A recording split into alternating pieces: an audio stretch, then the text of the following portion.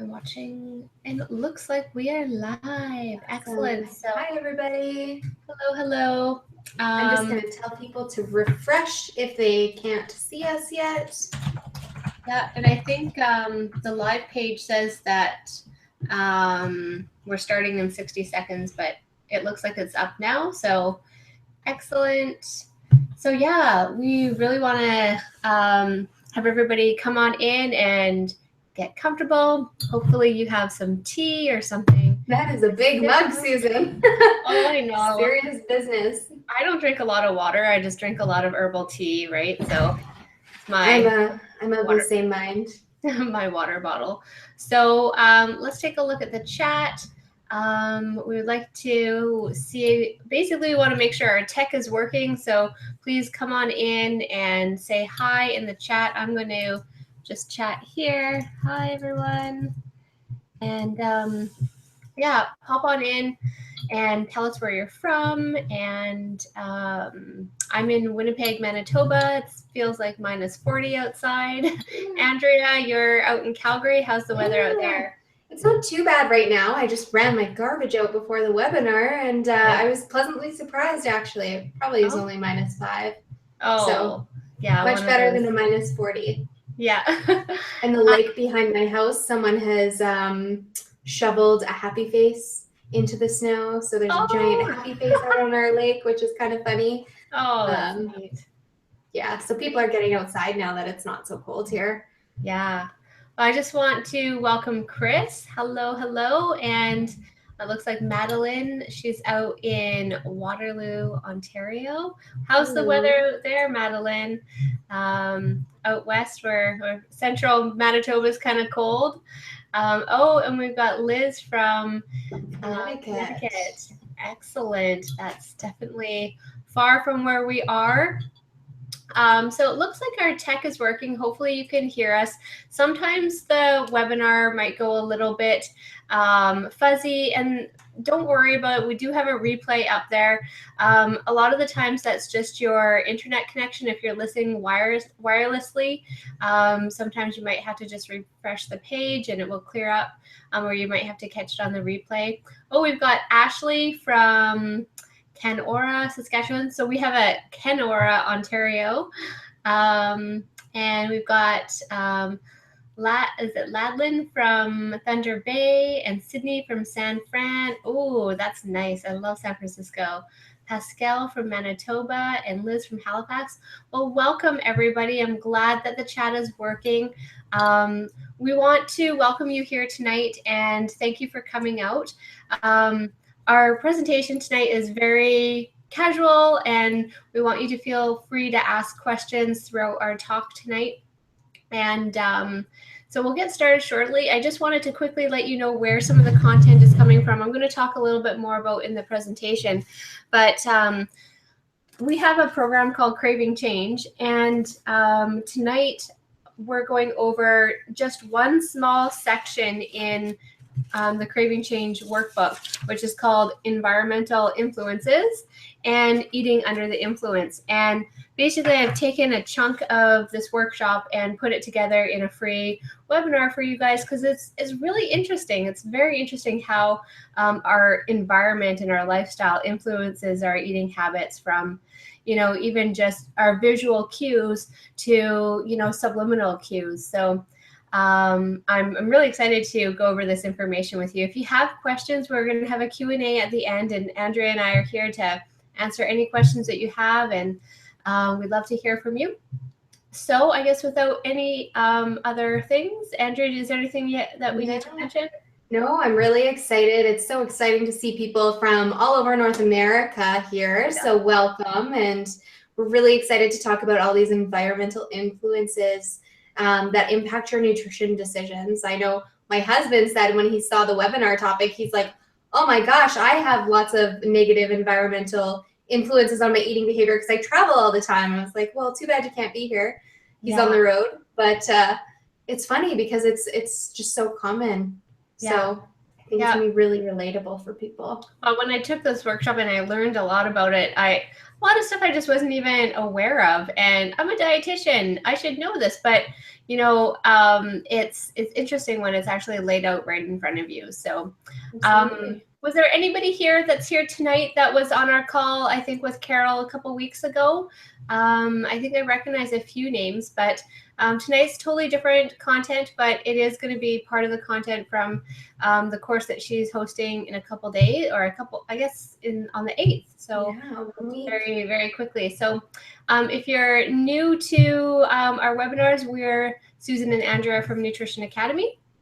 And we are dietitians, and we do nutrition counseling as well as host online courses. So I'm going to pop on our presentation in a second, and we'll get started.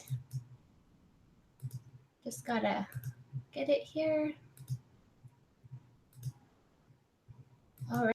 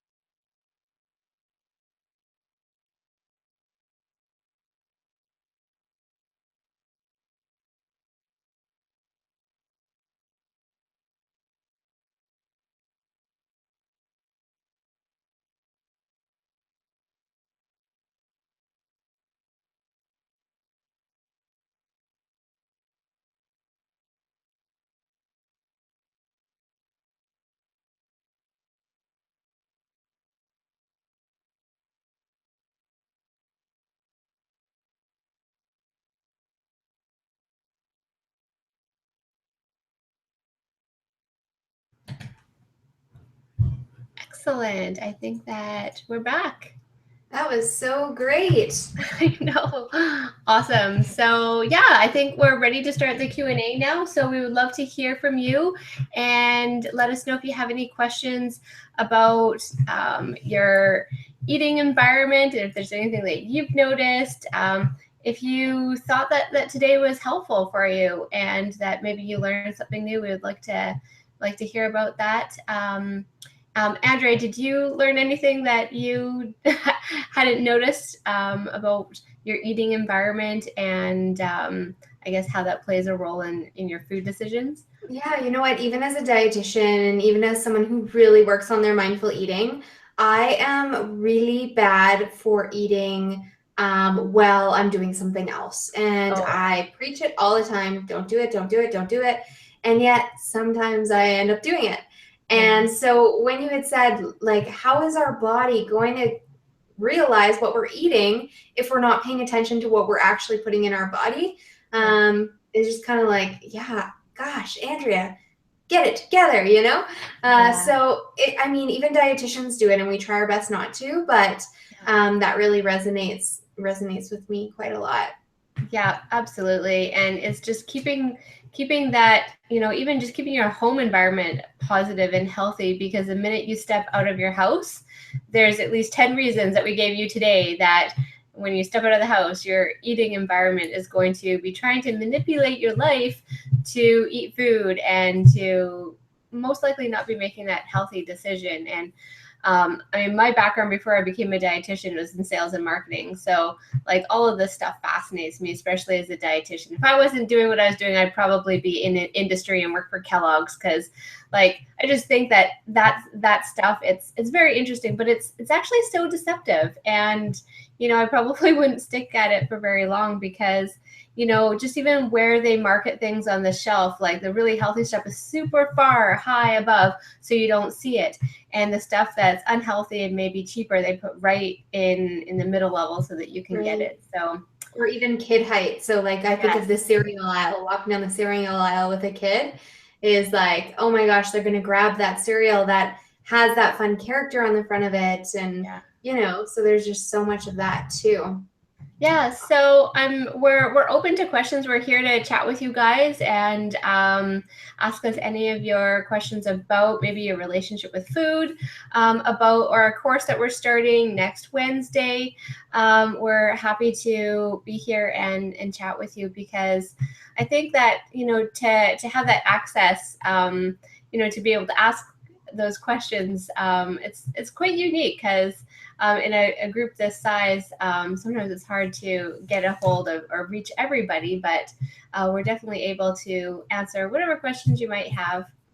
How rarely do you get dietitians one-on-one who are just here to share their knowledge with you and talk about those subjects, other than eat vegetables, do this, do that. It's more something a little bit deeper than that, and something that is stuff that we don't typically think of modifying when we think of healthy eating. So I'm sure there's some awesome questions out there, or some people that had some aha moments that they're like, yep, that is so me, or oh my gosh, that's definitely how they market food. And I'm a sucker for that, and I've never realized it. So we'd love for people to share. We'd love for people to hop onto the chat here. Don't be shy. Yeah. And yeah, just let us know what you thought. I think the best thing that I have found with Craving Change, since we've implemented it at A Little Nutrition, all of our dietitians have taken the training, and we teach it to our clients, is the fact that we were really good at telling people what to eat and how much. And so people would come and meet with us, and we would tell them, this is how much a portion of meat you should have, and how much grains you should have, and stay away from this food, and eat this, don't eat that. And people would come back, and they'd make small changes, and they would go ahead and have some improvements, but then there'd be the setbacks, and then there would be the falling off. And it's like, I know what I should be eating, I know what's unhealthy and what's unhealthy, but I don't know why I keep going back to that unhealthy food item and why it keeps calling me from the pantry. And, the nice thing about the Craving Change program is that it gave us as dietitians the tools to do that counseling piece where we're coaching on the why. And when we do Craving Change with clients, we don't talk about how much to eat or what to eat at all. We don't really even talk about food that much at all, like portions. It's all about the behavioral aspects and that relationship with food. And I think it's really complementary. I don't necessarily think that you would do one without the other, but we do have a lot of people that do that. However, if you have that understanding of why we eat the way we do, combined with what we're supposed to eat, I think that it really just sets you on the right path for good nutrition. Yeah, absolutely. I often say to people, I think inherently people know what is healthy and what isn't. It's the behavior around that unhealthy food that needs to be shaped and changed. And that's what I mean, Craving Change was created by a dietitian and a psychologist, correct? Yeah. So it encompasses that behavior change piece, that cognitive behavioral therapy that really lends well to change that can be sustained over a lifetime rather than being like, I am never going to eat donuts again. So it's bigger than that and it's better than that. And that's why it's so effective. Yeah. Excellent. Well, I guess nobody wants to ask us any questions, and that's okay. We really do appreciate everyone that's still on the call right now. Chris, she sent us a question. Thank you. So leftovers are always an issue. Any ideas on how to let that go? Absolutely. So for sure, I meal plan. So I plan out how much I'm making for, however many meals, and I portion it all out. So we'll have supper, but before we sit down, I portion the food in the kitchen and then bring it to the table. So it's not necessarily family style serving at the dining room table. And then I'm also thinking far enough in advance when I've planned out how much I've cooked. So even tonight, we had something very simple, wild rice with chicken and a salad. And so instead of just leaving it out or putting it back in the fridge as is, I portioned out my husband's lunch and my lunch tomorrow, as well as my kids' stuff. And basically there was no leftovers. It's all packed up and it's committed to the next meal. So, sometimes people will pack it up and put it in the freezer so that it's, you don't want to pick at it if it's already starting to get ice crystals on it. Andrea, what are some other tips that you tell your clients with leftovers? I'm definitely on the same train as you, and I even go so far as to pack my leftovers as I'm serving up my dinner plate. That's what I was doing. Yeah. Yeah. So, and that prevents, one, it makes sure I have food for the next day. Otherwise, my husband will eat it. And two, it just, I know I'm going to be satisfied with this amount of food. And if the food is available to me, there's that chance that I'll go back and, whereas when I'm done my meal, I'm like, okay, I'm satisfied. And if I have some, I know that's going into lunch tomorrow. So packing it up right away. Well, exactly. So before I came down here, I, cleaned up the kitchen and I packed up usually if I'm busy, the things just stay on the stove. But for the most part with leftovers, I made sure I had it all packed up and portioned out and almost, it's accounted for somebody else. So, if I was to go pick at leftovers, I'm actually taking away from my lunch tomorrow or taking away from my husband's lunch.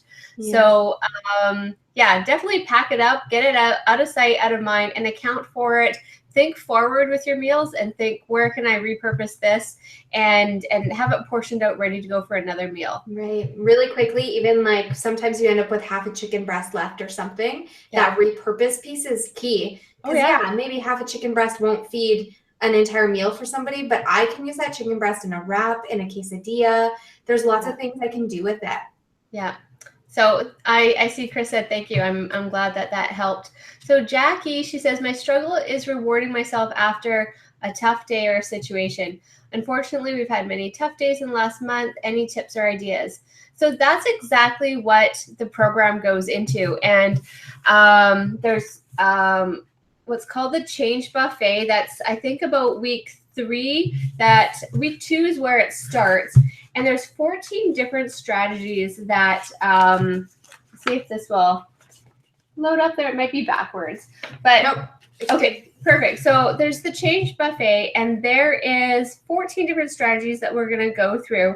And so for yourself, that reward is definitely something that we cover in a section here.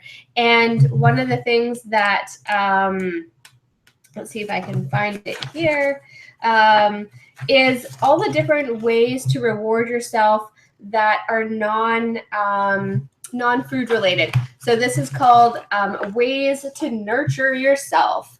And that's exactly what you're doing, Jackie, when you're trying to reward yourself, is you're trying to nurture yourself. But if we're nurturing ourselves with food, that becomes a problem. So I'll just read off some of these tools or tips that, you can do. But what I would recommend is start a list of ways that you can nurture yourself, because they're different for everyone. And some of these are a little bit, they'd be cheesy for men, I think, but for women, go for a bubble bath, right? Like, that's a way to nurture yourself, but maybe guys won't like that. But make a list of ways that you find that is nurturing. So one of the things I used to do is, if I wanted to treat myself, I'd go out and buy a new sports bra or a new pair of Lululemon pants or something, so that I still felt really good, but it wasn't like, oh, I need to treat myself, I got to go to Starbucks and get myself a coffee, because that's what I caught myself doing, right? I used to always reward myself because I traveled a lot, that it was my way of treating myself, is like, oh, I deserve a Starbucks coffee, a soy latte or something like that.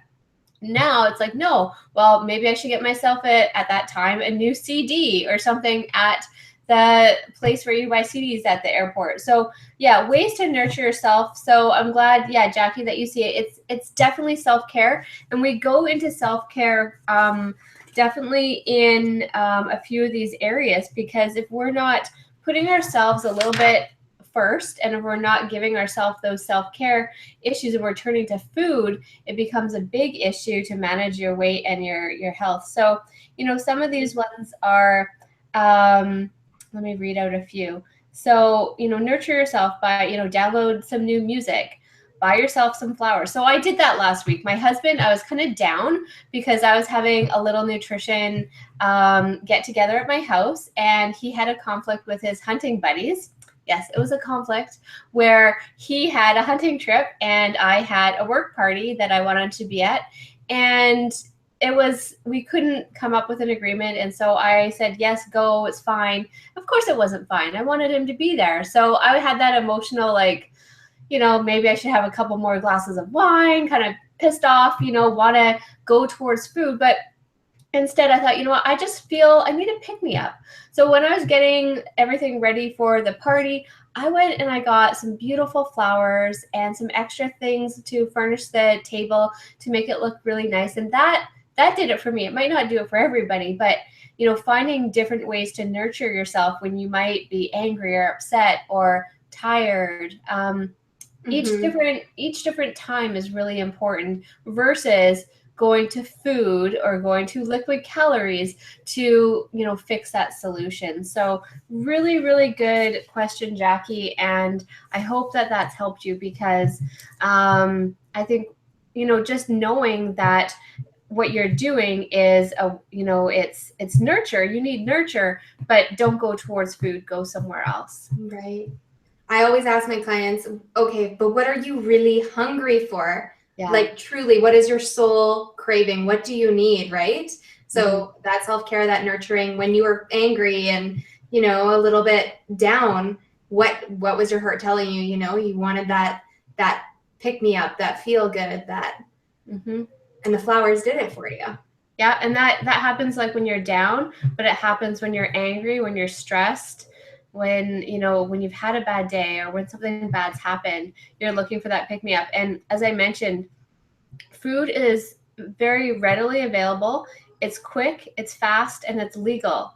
And what that's getting at is, people sometimes use food as their drug. And we have to really just pay attention to how many times and how often we use those times to go to food for comfort and finding other ways. So there's so many different strategies, and that's what the program's all about. But finding which one works well for you. So not everyone might find happiness with a nice bouquet of flowers that they buy themselves. But I'm sure that there's other ways that through group discussion, people can share and come up with ideas that are suitable. So that's what's nice about our new platform that we're using with Webinar Jam is we're able to have these group discussions and chat back and forth so that we can learn from each other as well. But yeah, I think that's about it. I think that we've got good discussion going on, and but feel free to send us an email if you want. You can reach Andrea or myself at info@nutritionacademy.co, and we'd be happy to continue any of the conversations. But I think we're good for tonight. Thank you everybody for hanging out with us, and we hope that you learned a little bit about managing those environmental cues when it comes to eating. See you guys. Bye.